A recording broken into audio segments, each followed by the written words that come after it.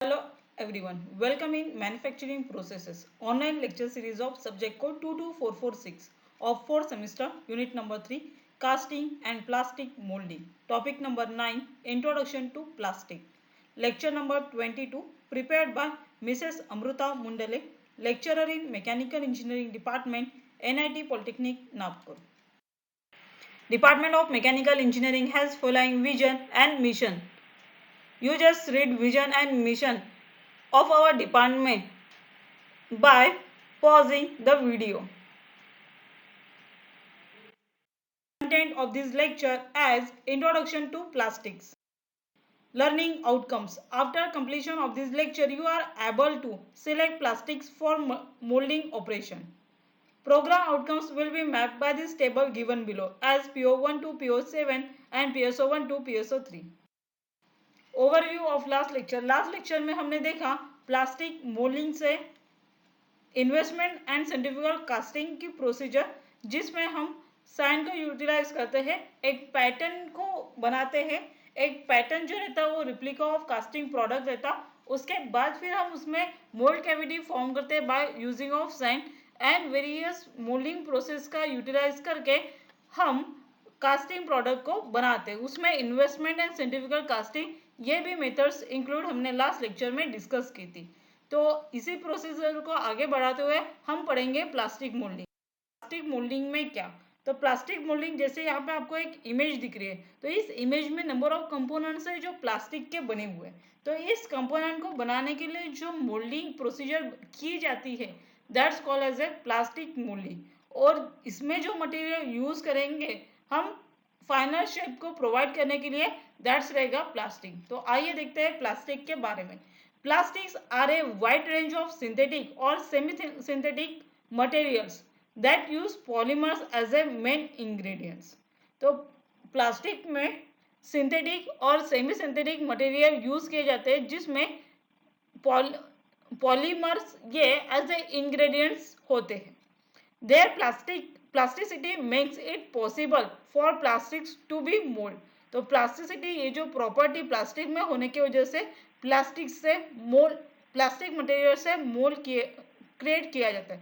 Extruded और press into solid object of various shape, जिसके वजह से हम एक्सट्रूजन, प्रेस या वेरियस प्रोसीजर को यूटिलाइज करके सॉलिड ऑब्जेक्ट फॉर्म कर सकते हैं by using of plastic in various shapes. The definition of plastic material is a compound of polymer plus additives that has the capability of being shaped or mold into a valuable product.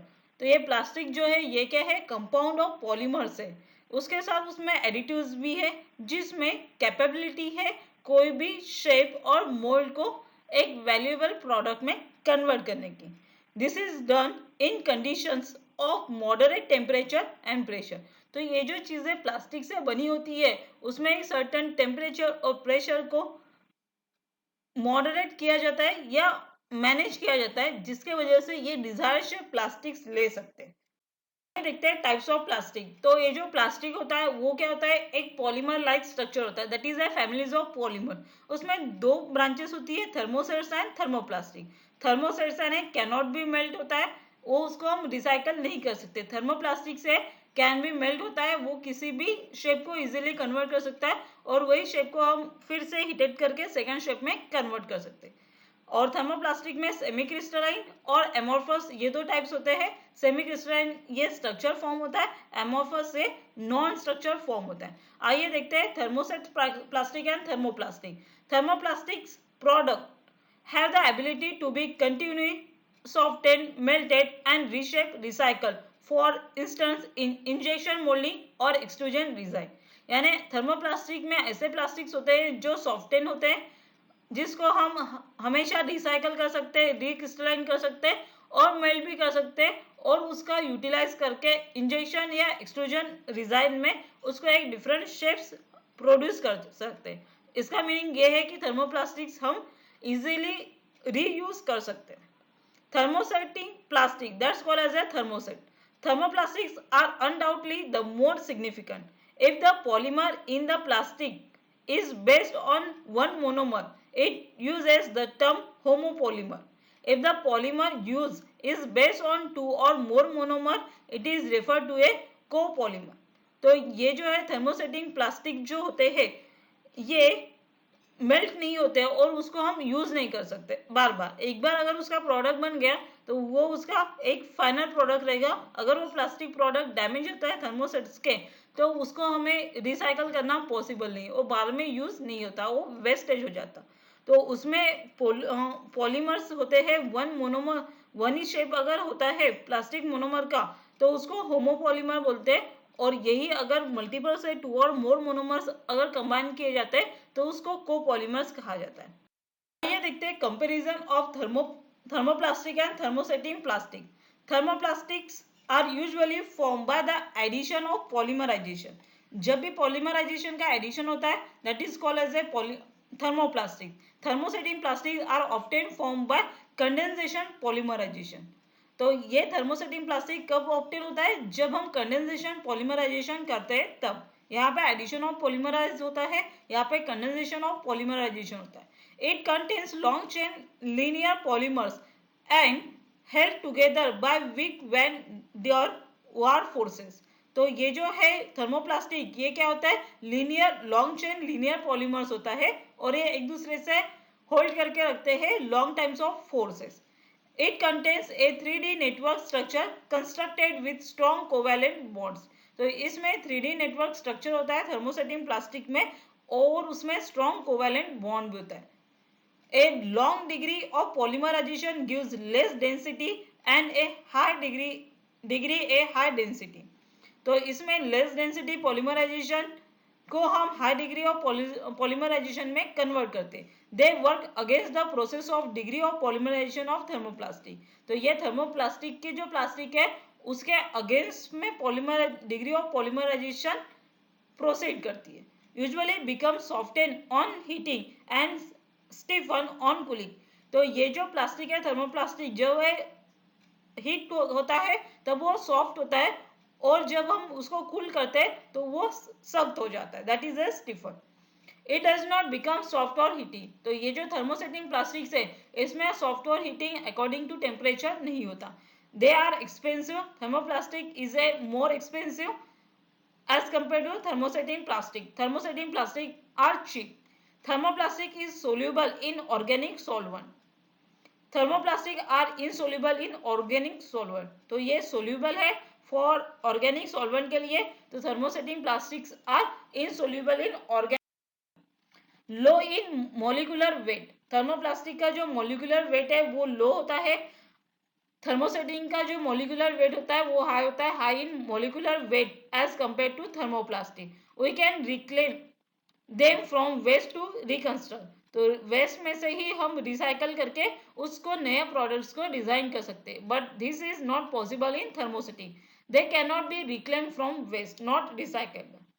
Can be remould, they can not be remould. तो ये जैसे recycle होता है तो remould भी कर सकते हैं, ये रिसाइकल नहीं हो सकता है तो रिमोल्ड भी करना पॉसिबल नहीं है। An example of thermoplastic is polyethylene. Polyethylene जो है ये थर्मोप्लास्टिक्स होता है। तो बेकेलाइट जो है ये थर्मोसेटिंग प्लास्टिक्स है। ऐसे ही बहुत सारे एग्जाम्पल्स आप नेट से निकाल सकते हो थर्मोप्लास्टिक और थर्मोसेटिंग प्लास्टिक के। तो जो चीज़ें थर्मोप्लास्टिक से बनती है वो चीज़ें यूज़ करना काफ़ी अच्छा है क्योंकि वो रिसाइकल कर सकते हैं। बट जो चीज़ें थर्मोसेटिंग से बनती है वो रिसाइकल हो ही नहीं सकती, और रिसाइकल नहीं होती है तो हमारी अर्थ का जो वेस्टेज है वो बढ़ते रहेगा अकॉर्डिंग टू। आइए देखते हैं प्रॉपर्टीज ऑफ प्लास्टिक। तो प्रॉपर्टीज ऑफ प्लास्टिक में होता है प्लास्टिक की स्ट्रेंथ, वेदर रेजिस्टेंस, यानी प्लास्टिक कितना टेम्परेचर, कितना एटमॉस्फेयर या फिर कितना वेट सस्टेन कर सकती है, ये उसकी होती है स्ट्रेंथ। प्लास्टिक की भी चेयर होती है, वुडन की भी चेयर होती है और मेटल की भी चेयर होती है। तो प्लास्टिक में एक कंफर्ट जोन में एक स्ट्रेंथ भी होती है।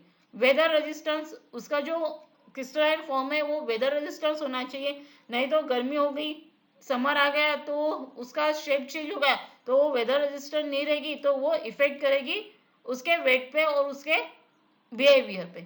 फायर रेजिस्टेंस, यानी वो जो प्लास्टिक यूज कर रहे हैं हम लोग प्रोडक्ट, प्लास्टिक का प्रोडक्ट, वो फायर रेजिस्टेंस भी होना चाहिए, आग नहीं पकड़ना चाहिए। Durability, dimensional stability, chemical resistance, ये सारे जो है वो थर्मल रेजिस्टेंस, ये सारे जो है वो प्रॉपर्टीज ऑफ प्लास्टिक से, ये प्लास्टिक में ये प्रॉपर्टीज होने की वजह से हम उसका एक डिजायर शेप प्रोड्यूस करके वो कंपोनेंट को मार्केट में लॉन्च कर सकते हैं। वर्किंग other properties है. Now the time is to discuss unit outcomes achieved by this lecture as select plastics for molding operation. Summary of today's lecture: Introduction to plastics.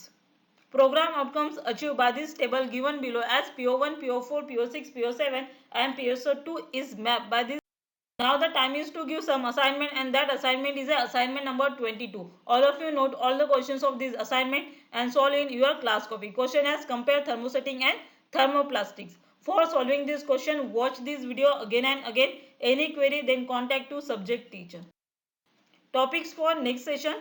Next session में हम इसी से जुड़े रहेंगे प्लास्टिक मोल्डिंग से, और इस प्लास्टिक मोल्डिंग में प्लास्टिक मोल्डिंग की प्रोसीजर और वेरियस टाइप्स के मेथड्स हम डिटेल। तब तक के लिए thank you, happy learning, stay online.